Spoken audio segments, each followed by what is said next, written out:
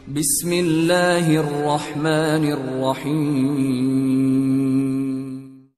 پنشیر سے لاہور تک، مصنف ڈاکٹر حامد اصغر۔ ایپیسوڈ 18۔ ایک سال تک حامد دشتک جیل میں قید رکھنے کے بعد مارچ 1998 میں پھر دوبارہ بہارک جیل میں منتقل کر دیا گیا۔ بہارک جیل میں اگرچہ 5-6 کمرے نئے تعمیر ہو چکے تھے، لیکن قیدیوں کی یہاں پر تعداد زیادہ ہونے کی وجہ سے پھر وہی پہلی والی مشکلات سے قیدی دوچار تھے، یعنی لیٹنے کی جگہ نہ ہونے کے برابر تھی۔ بہارک جیل میں اب ایک کلینک ڈسپنسری بھی کھل چکی تھی، جہاں پر ایک افغانی طالب ساتھی ڈاکٹر مطلب ڈاکٹری کے فرائض سر انجام دے رہے تھے۔ ہمارے بہارک جیل میں پہنچنے پر ڈاکٹر ولی محمد سواتی کو بھی ڈاکٹر مطلب کے ساتھ ساتھیوں کی طبی خدمت کے لیے لگا دیا گیا تھا۔ یہاں جیل میں عبدالقادر نامی ایک افغانی قیدی تھا جسے ٹی بی کا مرض تھا۔ جیل میں اس کا علاج نہ ہونے کی وجہ سے عبدالقادر کی بیماری اپنی آخری سٹیج پر پہنچ چکی تھی۔ خالد بھائی اور ڈاکٹر مطلب نے کئی بار اس ساتھی کی تشویشناک حالت کے بارے میں جیل حکام کو مطلع کیا، لیکن کسی نے بھی اس کا کوئی نوٹس نہ لیا، بلکہ مزید یہ ہوا کہ اس قیدی کو ہمارے کمرے سے نکال کر ایک علیحدہ بدبودار کمرے میں ڈال دیا گیا اور دوسرے قیدیوں پر یہ پابندی عائد کر دی کہ کوئی بھی اس مریض کے کمرے میں نہ جائے سوائے کھانا دینے والے کے، وہ بھی کھانا رکھ کر فوراً باہر آ جائے۔ یہ مریض ہمارے ساتھ رہتا تھا تو ساتھ ہی اس کی صفائی ستھرائی کا خیال کیا کرتے تھے، تو اس کا دل لگا رہتا تھا اور وہ حوصلہ نہیں ہارتا تھا۔ جب اسے علیحدہ متعفن کمرے میں ڈال دیا گیا تو چند روز بعد وہ قیدی قید تنہائی میں ہی دائی اجل کو لبیک کہتے ہوئے شہید ہو گیا۔ بہارک جیل میں ایک چھوٹے درجے کا افسر تھا جس کا نام تو مجھے یاد نہیں، لیکن ہم قیدی اس کی بری رنگت کی وجہ سے اسے چھوٹا بلہ کہتے تھے۔ پہلے جب ہم بہارک جیل میں تھے تو یہ افسر قیدیوں کے لیے خونخوار آدمی بنا ہوا تھا اور قیدیوں پر ظلم ستم کرنے کا کوئی موقع بھی ہاتھ سے نہیں جانے دیتا تھا۔ لیکن جب ہم قیدیوں کو دوسری بار بہارک جیل میں لایا گیا تو یہ افسر بہارک جیل میں موجود تھا، لیکن اب وہ پہلے کی طرح خونخوار آدمی نہیں تھا، بلکہ ایک بدلا ہوا انسان نظر آیا جو قیدیوں کا ہمدرد تھا۔ ہم اس خوشگوار تبدیلی پر حیران تھے، چنانچہ ایک دن میں نے اور خالد بھائی نے اس سے مذاق کرنے والے انداز میں پوچھ ہی لیا کہ کماندان، آج کل بڑے دھیمے ہو گئے ہو، کہیں طبیعت ناساز تو نہیں رہتی؟ افسر نے ہنستے ہوئے جواب دیا کہ طبیعت تو میری پہلے خراب رہتی تھی، جب سے میں طالبان کے پاس قید اپنے قیدیوں کے پاس سے ہو کر آیا ہوں، اس وقت سے میری طبیعت بالکل حشاش بشاش ہو گئی ہے، کیونکہ وہاں جا کر مجھے پتہ چلا کہ انسانیت اور مسلمانی کیا چیز ہے۔ ہمارے استفسار پر اس نے تفصیل بتاتے ہوئے کہا، کچھ مہینے پہلے میں اپنے حکومتی وفد کے ساتھ طالبان کے پاس قید اپنے قیدیوں سے ملاقات کرنے کے لیے قندھار گیا، تو وہاں قیدیوں کو دیکھ کر ہم حیران رہ گئے، کیونکہ وہ ساتھی ہمیں قیدی معلوم ہی نہیں ہوتے تھے، بلکہ وہ طالبان کے خاص مہمان لگتے تھے۔ خوشحالی ان کے چہروں سے ٹپک رہی تھی۔ وہاں پر ہمارے قیدی بھائیوں نے بتایا کہ طالبان کی قید میں ہمیں جو آسائش اور سہولتیں میسر ہیں وہ تو ہمارے گھروں میں بھی میسر نہیں ہیں۔ انہوں نے مزید بتایا کہ ہر ہفتہ طالبان کے ایک ملا صاحب جیل میں آتے ہیں اور جو قیدی انہیں پریشان نظر آتا ہے انہیں گاڑی میں بٹھا کر شہر لے جاتے ہیں اور خوب سیر وغیرہ کروانے کے بعد کئی گھنٹوں بعد واپس جیل میں لے آتے ہیں، جس سے پریشان قیدی کی پریشانی جاتی رہتی ہے۔ پھر اس نے انتہائی درد بھرے لہجے میں بولتے ہوئے کہا کہ اگر انسانیت ہے تو طالبان کے ہاں، ہمارے ہاں تو حیوانیت ہی حیوانیت ہے، لیکن سب کچھ جان چکنے کے باوجود بھی ہم مجبور ہیں، ہمارے ہاتھ بندھے ہوئے ہیں، ہماری آنکھوں پر تعصب کی سیاہ پٹی چڑھا دی گئی ہے جس نے ہماری قوم کو اندھا کر رکھا ہے۔ ہم لوگ حقیقت کو جانتے ہوئے بھی اس سے نظریں چرانے کی کوشش کرتے ہیں۔ افسر اپنے تبدیل شدہ خیالات و جذبات کا اظہار کر کے ایک طرف چلا گیا، جبکہ میں اور خالد بھائی خوشگوار احساس کے ساتھ اپنے کمرے میں لوٹ آئے۔ انہی دنوں طالبان اور شمالی اتحاد کے مابین قیدیوں کے تبادلے کے بارے میں مذاکرات شروع ہوئے، جس کے نتیجے میں طالبان کے نمائندے پنشیر میں اپنے قیدیوں سے ملنے آئے۔ طالبان کے نمائندوں نے اپنے ہر قیدی کو 2 کپڑوں کے جوڑے دیے اور نقد رقم بھی دی، جس سے تمام قیدی خوشحال ہو گئے، گوشت خرید کر کھانے لگے۔ گوشت کے لیے قیدی مل کر رقم قصاب کو دیتے، جو بکرا وغیرہ جیل میں لا کر ذبح کر کے اور گوشت بنا کر دے جاتا۔ علاوہ ازیں جیل میں ایک بڑی کینٹین بھی کھل گئی تھی جہاں ضرورت کی ہر چیز ملنے لگی۔ تبادلہ کے مذاکرات کے دوران جیل حکام اور پہرےدار ہم سے کوئی تعارض نہ کرتے۔ نمائندوں کے چلے جانے کے بعد جیل میں امیر المومنین کی طرف سے مقرر کردہ تمام طالبان قیدیوں کی امیر کمانڈر ملا مجاہد آخوند نے اپنے ذاتی مال سے مریض پاکستانی قیدیوں کو خصوصی طور پر نوازا۔ یہی نہیں کہ انہوں نے یہاں بہارک جیل میں پاکستانی قیدیوں کا خاص خیال رکھا، बल्कि जब हम दश्तक जेल में थे तो उस वक्त भी कमांडर मुल्ला मुजाहिद ने खालिद बाई को वहां से बुलवाकर मरीज कैदियों के लिए खासी रकम भिजवाई थी। यानी जेल के मुश्किलात के बावजूद और दूर रहते हुए भी वो पाकिस्तानी कैदियों को नहीं बोले। गर्ज ये कि वो हर वक्त पाकिस्तानी कैदियों की दिलजोई करते रहते और जब भी कोई पाकिस्तानी कैदी उनसे मिलता तो वो खंदा पेशानी से पेश आते और तसल्ली देते कि हम जल्दी आज़ाद होने वाले हैं। उन्हीं दिनों दो मजीद पाकिस्तानियों अब्दुल वली और अब्दुल मालिक को गिरफ्तार करके बहारक जेल में लाया गया। उनमें पहला बलोचिस्तान और दूसरा कराची का रहने वाला था। पंजशेर की मुख्तलिफ जेलों में साथियों ने तकरीबन 2 साल का अरसा निहायत वक़ार और हौसले के साथ शेर व शक्र रहते हुए गुजारा।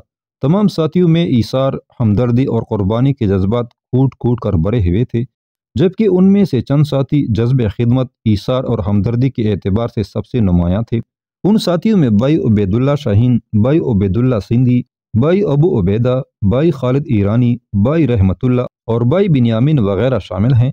उन साथियों ने अपने अपने तौर पर कैदी साथियों की खिदमत में कोई कसर उठा नहीं रखी। मैं चूंकि एक टांग कटने की वजह से माजूर हो चुका था, लेकिन साथियों ने खास तौर पर भाई उबैदुल्ला शाहीन, उबैदुल्ला सिंधी और अबू उबैदा ने कभी भी मुझे माजूर होने का एहसास नहीं होने दिया, बल्कि उन तीनों साथियों ने एक शफीक और मेहरबान माँ की तरह मेरी नगहदाश्त की। 15 अगस्त 1998 की एक सुबह मैं और खालिद भाई दुकान वाले कंटेनर के साथ गपशप में मसरूफ बैठे हुए थे। एक अफसर अपने दफ्तर से निकलकर हमारी तरफ आया और कहने लगा, मैं आपको खुशखबरी सुनाने आया हूँ कि आप लोग आज आज़ाद हो रहे हैं। खालिद भाई ने अफसर से कहा कि कुमांदान साहब क्यों मजाक करते हो। उसने कसम उठाते हुए कहा, कसम बखुदा आप लोग आज़ाद हो रहे हैं। जाओ अपने साथियों को भी ये खुशखबरी सुनाओ और जल्दी जल्दी तैयारी कर लो, क्योंकि कुछ ही देर बाद गाड़ियां आने वाली हैं जिनमें बिठाकर आप लोगों को काबुल भेज दिया जाएगा। मैं और खालिद भाई इंतहाई सूरत के साथ कमरे में पहुंचे और जाते ही साथियों को आज़ादी की खुशखबरी सुना दी, लेकिन कोई भी साथी हमारी इस बात का एतबार नहीं कर रहा था। दरअसल अगस्त का महीना शुरू होते ही मैंने अपनी तरफ से एक खबर साथियों में नशर की थी कि हम योम आज़ादी पाकिस्तान यानी 14 अगस्त को आज़ाद हो रहे हैं। तो साथियों ने आज की इस खुशखबरी को भी मेरी पहलाई हुई खबर का हिस्सा समझते हुए मजाक करना शुरू कर दिया। साथियों को यकीन उस वक्त आया जब कुछ ही देर बाद जेल के एक मुदीर ने आकर कैदियों को आज़ादी की खबर सुनाते हुए कहा कि जल्दी जल्दी तैयारी कर लो और नए कपड़े पहन लो। जेल में पाकिस्तानी कैदियों के हाल में ईद का सासमा पैदा हो गया। तमाम कैदियों ने नए कपड़े पहन लिए। अपना तमाम फालतू सामान अफगानी तालिबान कैदियों में तकसीम कर दिया। रेड क्रॉस के दिए हुए शनाख्ती कार्ड जेल अमला ने अपने पास जमा कर लिए। कुछ देर बाद 2 फौजी ट्रक, एक जीप और एक डबल केबन डाला जेल में पहुंच गया। तमाम पाकिस्तानी कैदियों को ट्रकों में सवार कर दिया गया, जबकि मुझे 3 अरब साथियों समेत डबल केबन गाड़ी के डाले में बिठा दिया गया। हम सब साथियों की खुशी की कोई इंतहा नहीं थी और इस खुशी से हम सब फूले नहीं समा रहे थे। बाहर जेल से जब कैदियों की गाड़ियां रवाना हुई तो साथी रास्ते में नज़में पढ़ते हुए जा रहे थे। हमारे मुंह और हाथ खुले हुए थे। हर गाड़ी में सिर्फ एक ही पहरादार था। हमारी गाड़ी जब सारेकार शहर में पहुंची तो गाड़ी में बैठे हुए कमांडान के हुक्म से गाड़ी को बाजार में रोक दिया गया, जहां से गालिबन उसने कुछ खरीदना था। गाड़ी का रुकना था कि चारेकार के लोग गाड़ी के गिर्द जमा हो गए और हमें मुग़ालज़ात बकने लगे और हमें गनों के बट्टों से मारने लगे। एक बदबख्त ने इतनी जोर से गन का बट मेरे कंधे पर मारा कि मेरा कंधा तड़कता हुआ महसूस होने लगा। सूरत हाल देखते हुए गाड़ी का ड्राइवर कमांडान के हुक्म से गाड़ी तेजी के साथ वहां से निकालकर काबुल रोड पर ले आया, जहां पर शुमाली इत्तेहाद के जनरल बिस्मिल्लाह खान ने हमारी गाड़ी वाले कमांडान को गाड़ी से निकालकर 2-3 थप्पड़ लगाए और गालियां देकर भगा दिया। हमारी गाड़ियों का काफिला थोड़ी देर के तातुल के बाद काबुल की तरफ महवे सफर हो गया। जूं जूं गाड़ी काबुल की तरफ बढ़ रही थी, फरहत और शादमानी की अजीब सी कैफियत हमारे ऊपर तारी होती जा रही थी। मैं अपने जहन में तरह तरह के ख्याली पुलाव पकाता रहा। मैं सोच रहा था कि जब हम काबुल पहुंचेंगे तो हमारे साथी हमारे इस्तकबाल के लिए खड़े होंगे, हमारे अजीज़ व अकारब भी काबुल में आकर हमारे मुंतज़र होंगे। मैं ये भी सोच रहा था कि काबुल पहुंचकर सबसे पहले बहुत ज़्यादा खाना और गोश्त खाऊंगा, जिसे हम 2 साल तक पंजशेर की जेलों में तरसते रहे हैं। मुझे ख्याली दुनिया से हकीकी दुनिया में उस वक्त आना पड़ा जब हमारी गाड़ी काबुल रोड छोड़कर बगराम की तरफ मुड़ी। पीछे आने वाली दूसरे कैदी साथियों की गाड़ी भी हमारी गाड़ी की तकलीद में थी। हम तमाम साथी तशवीश में मुब्तला हो गए कि ये क्या चक्कर है, आखिर गाड़ियां बगराम हवाई अड्डे की तरफ क्यों जा रही हैं, जबकि काबुल बगराम चौक से सिर्फ आधे पौने घंटे के फासले पर था। ایسے میں ہمارا تشویش میں مبتلا ہونا ایک فطری سی بات تھی، لیکن ہم ایک دوسرے کو دلاسا دے رہے تھے اور مختلف بہانوں سے خود کو بہلانے کی کوشش میں مصروف تھے۔ لیکن جلد ہی ہماری یہ خوش فہمی بھی اس وقت دور ہو گئی جب ہماری گاڑیاں بگرام ہوائی اڈے میں داخل ہوئیں، کیونکہ جیسے ہی گاڑیاں ہوائی اڈے میں داخل ہوئی ہر طرف ہنگامی صورتحال کا ساسماں پیدا ہو گیا۔ ہر طرف کٹک کٹک کی آوازوں کے ساتھ گنوں کے بلٹ چڑھائے جانے لگے۔ ہوائی اڈے کی عمارتوں کے اوپر شمالی فوجیوں نے ہمیں نشانے پر لے کر پوزیشنیں سنبھال لیں اور مسلح فوجیوں نے ہماری گاڑیوں کو محاصرے میں لے لیا۔ ہمیں ایسا لگ رہا تھا جیسے ہر طرف سے ہمارے اوپر گولیاں برسا کر ہمیں بون دیا جائے گا، لیکن ایسی حالت میں ہر ساتھی قرآنی آیات کا ورد کر رہا تھا کہ دفتن شمالی اتحاد کے فوجی باقاعدہ پلاننگ کے ساتھ مردار خور گدھوں کی طرح گاڑیوں میں سہمے بیٹھے ہم قیدیوں پر جپٹ پڑے اور زد و کوب کرنے لگے۔ بعد ازاں ایک ایک قیدی کو اٹھا کر گاڑی سے نیچے پھینکنے لگے۔ نیچے کڑے شمالی فوجی پھینکے گئے ساتھیوں کو ٹھڈوں اور مکوں سے مارتے ہوئے قریب موجود عمارت کی تنگ سی گیلری میں لے جا کر نائلون کی رسی سے ہاتھ پشت پر باندھ کر دوسری طرف کڑے فوجی ٹرک میں ڈال دیتے۔ آزادی کی طرف جاتے جاتے اچانک جس افتاد میں ہم پڑ گئے تھے اس نے ہم تمام قیدیوں کو ہلا کر رکھ دیا تھا۔ مجھ سمیت تمام قیدیوں پر جس طرح کی غم و یاس کی کیفیت طاری تھی اسے نہ تو زبان بیان کر سکتی ہے اور نہ ہی قلم اس کیفیت کا نقشہ کھینچ سکتا ہے۔